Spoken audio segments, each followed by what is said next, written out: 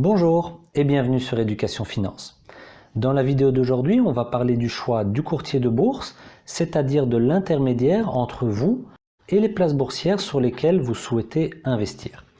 Le choix du courtier est un choix important et on verra que certains courtiers peuvent coûter jusqu'à 24 fois plus cher que d'autres. Au programme de la vidéo, je vais vous présenter les principaux courtiers, leurs points forts et leurs points faibles. On simulera aussi 3 ordres de bourse pour comparer les tarifs. Et on verra quel courtier je recommande. On parlera aussi en détail du courtier DEGIRO, qui est le courtier que j'utilise et qui, vous le verrez, dispose d'énormément de points forts. Mais avant de commencer, je dois attirer votre attention sur le fait que la vidéo d'aujourd'hui s'adresse aux résidents belges et aux résidents luxembourgeois. Elle s'adresse aussi aux résidents français qui souhaitent ouvrir un compte titre ordinaire. Par contre, elle ne s'adresse pas aux résidents français qui souhaitent investir à travers un PEA. Si vous souhaitez investir à travers un PEA, je ferai bientôt une autre vidéo consacrée à ce sujet. Et si vous êtes français et que la notion de PEA n'est pas claire pour vous, je vous renvoie à cet article sur le site educationfinance.eu. Allez, c'est parti!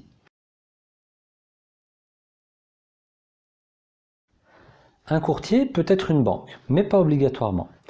Ainsi vont pouvoir jouer le rôle de courtier en bourse des banques traditionnelles, des banques actives uniquement en ligne et des courtiers en ligne qui n'ont pas le statut de banque, c'est-à-dire qu'ils ne peuvent pas vous octroyer de crédit, ils ne peuvent pas vous proposer de carte de paiement, etc. Leur seule activité est de transmettre au marché financier les ordres de bourse encodés par leurs clients. Premier conseil, n'utilisez pas votre banque traditionnelle pour placer vos ordres de bourse.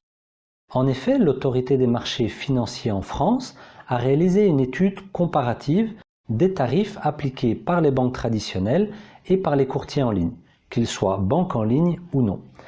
Et il conclut que les banques traditionnelles coûtent en moyenne près de 5 fois plus cher que les courtiers en ligne. Par conséquent, pour vos investissements, préférez les services d'un courtier en ligne. J'ai rassemblé pour vous les principaux courtiers en ligne dans ce tableau. Dans la partie du haut, vous retrouvez les banques en ligne. Dans la partie du milieu, les courtiers qui n'ont pas le statut de banque.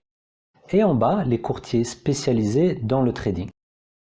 De plus, dans la partie gauche du tableau, j'ai rassemblé les courtiers français ou actifs avec un site .fr.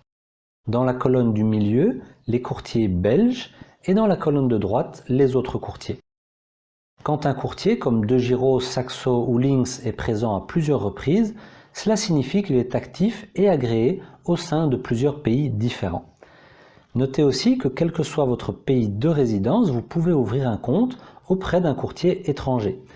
Une seule exception, à ma connaissance, elle concerne les résidents luxembourgeois qui ne peuvent malheureusement pas ouvrir de compte chez DEGIRO. La seule petite contrainte d'ouvrir un compte auprès d'un courtier étranger est que vous devrez généralement déclarer ce compte une fois par an dans votre déclaration d'impôt. Pour se familiariser avec ces courtiers, je vous propose de les passer brièvement en revue et ensuite on verra quelques exemples chiffrés pour prendre la mesure des différences de tarifs entre ceux-ci. Boursorama, Fortuneo et Before sont des courtiers français qui ont le statut de banque en ligne. Ces courtiers ont tous une bonne plateforme et un bon service client. Ce sont surtout des courtiers compétitifs pour des ordres sur Euronext Paris, Bruxelles ou Amsterdam. En ce qui concerne DEGIRO, on reparlera en détail de ce courtier car c'est probablement le meilleur courtier du marché.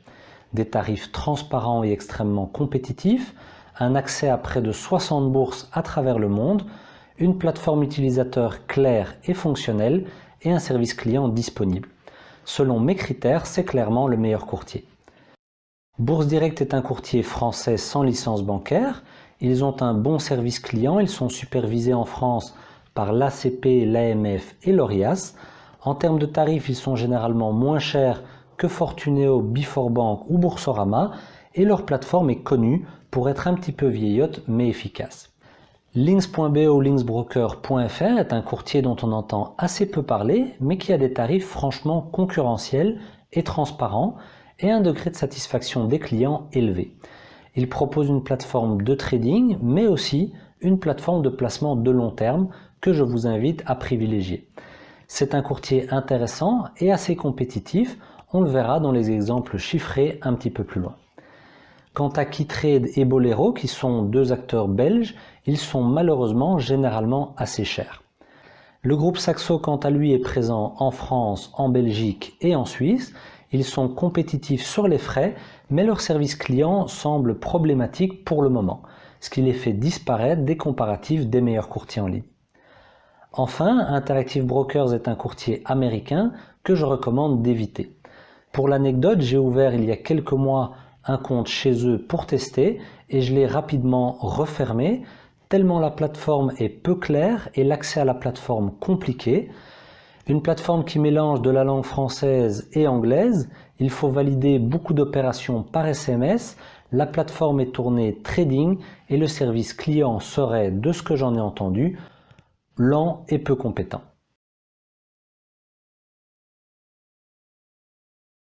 Dans le choix de votre courtier, la priorité doit être donnée à la sécurité des avoirs que vous allez déposer sur votre compte. Rejetez les courtiers pour lesquels il y aurait le moindre doute en termes de sécurité. Il faudra ici surtout être attentif sur les courtiers spécialisés en trading, comme eToro par exemple, dont les activités européennes sont régulées par le superviseur chypriote, connu pour sa grande souplesse réglementaire. Ou encore Trading 212 dont les activités européennes sont régulées par le superviseur bulgare avec des garanties de vos fonds limitées. C'est donc pour moi un critère d'exclusion pour ces deux courtiers. Mais pour le reste, pas d'inquiétude en ce qui concerne les courtiers mentionnés ici, qui sont pour la plupart agréés en France, en Belgique ou aux Pays-Bas. Ces agréments français, belges ou néerlandais vont de pair avec une protection totale de vos titres en cas de faillite du courtier et une protection de vos liquidités jusqu'à 100 000 €. Pour faire votre choix parmi tous ces courtiers, je vous propose de suivre les deux étapes suivantes. Premièrement, évitez les courtiers spécialisés en trading, eToro, XTB, T212 et même Interactive Brokers. Ces courtiers vont constamment vous pousser à l'action, vous pousser à utiliser des produits dérivés, utiliser du crédit, ils vont même parfois vous faire payer des frais d'inactivité si vous ne passez pas assez d'ordres. De plus, leurs plateformes de trading sont complexifiées en raison de tous ces produits à effet de levier qui vous sont proposés et des outils graphiques qui prennent beaucoup de place à l'écran. Bref, sur ces plateformes, vous allez avoir pas mal de difficultés à y voir clair. Enfin, comme on l'a dit, ces courtiers ne sont pas toujours agréés dans les pays les plus sérieux. Une fois les courtiers de trading écartés, vous pouvez également mettre de côté les courtiers qui ont de moins bons retours clients. Pour être franc, tous les courtiers restants offrent des services corrects et ont des plateformes fonctionnelles. Seul Saxo a actuellement des retours vraiment négatifs liés à leur service client apparemment débordé et difficile à joindre. Ce qui est dommage puisqu'ils ont une belle offre et des tarifs assez bas. Continuons donc avec les courtiers restants. La deuxième étape pour choisir votre courtier, c'est évidemment de comparer les frais. Ce qui va être capital ici, c'est de vous demander quel est le type d'ordre que vous allez généralement placer. Quel est le montant moyen de vos ordres de bourse et quelles sont les places boursières sur lesquelles vous allez placer ces ordres. Car comme on va le voir, il y a d'énormes différences de tarifs entre les courtiers sur certaines places boursières. À cet égard, sachez que si vous souhaitez investir principalement en ETF, la plupart des ETF cotés en Europe sont cotés sur Paris ou Amsterdam ou sur le Xetra qui est la bourse de Francfort. Soyez donc très attentifs aux tarifs appliqués à ces places boursières si vous souhaitez investir en ETF. À titre d'exemple, en tant que résident belge investissant en ETF, je passe certainement 50% de mes ordres sur la bourse Xetra de Francfort et je suis donc particulièrement sensible à la tarification de mon courtier sur cette place boursière. Enfin, en termes de frais, n'oubliez pas de vérifier la grille tarifaire complète du courtier avant d'ouvrir un compte et refuser les frais suivants: droits de garde, frais de tenue de compte, frais d'inactivité et dans l'idéal refuser aussi les éventuels frais de transfert entrant ou sortant. Je vous propose maintenant de faire un exercice chiffré et de comparer les tarifs appliqués par les principaux courtiers sur différents ordres. Et ensuite, je vous donnerai mes conclusions sur les courtiers à privilégier. Premier exemple, une transaction de 200 € sur un ETF coté sur Euronext. On voit que les courtiers français Bourse Direct, Fortuneo, Biforbank et Boursorama sont très compétitifs. Le courtier DeGiro.fr est également dans la norme. Un courtier belge comme Lynx ou Bolero est par contre 3 fois plus cher sur ce type de transaction. Maintenant, sur un ordre de 2000 €, toujours sur un ETF coté sur Euronext, on voit que les différences entre les courtiers s'accentuent, que DeGiro est le moins cher et Boursorama le plus cher. Bourse Direct est très concurrentiel et les courtiers belges sont de nouveau plutôt chers sur ce type d'ordre. Donc, sur Euronext, c'est DeGiro et Bourse Direct qui sont les plus compétitifs. Deuxième exemple, les mêmes montants d'ordre, mais non plus sur la bourse d'Euronext, mais sur la bourse Xetra de Francfort, sur laquelle de très nombreux ETF sont cotés. On voit clairement ici que les différences entre les courtiers deviennent impressionnantes. Sur ces ordres passés sur le Xetra, DeGiro coûte entre 3 fois et 24 fois moins cher que les autres courtiers. Les courtiers français qui étaient très compétitifs sur Euronext sont cette fois-ci très chers. On voit que Lynx avec des frais fixes à 6 € est un second choix intéressant pour ceux qui, comme les luxembourgeois par exemple, ne peuvent malheureusement pas ouvrir de compte chez DeGiro. Notez que ces résultats ne sont pas limités à la bourse Xetra. Si j'avais fait l'exercice pour des ordres de ces montants sur les bourses de Milan ou Londres par exemple, on serait arrivé exactement aux mêmes conclusions. Pour être complet et parfaitement transparent, le seul courtier qui concurrence DeGiro au niveau des frais sur le Xetra, c'est Interactive Brokers, qui vous aurait facturé 4 € pour les ordres repris dans cet exemple. Mais je ne recommande pas ce courtier. Conclusion, sur le Xetra, c'est DeGiro qui est clairement le moins cher. Enfin, prenons le même exemple, mais sur les bourses américaines.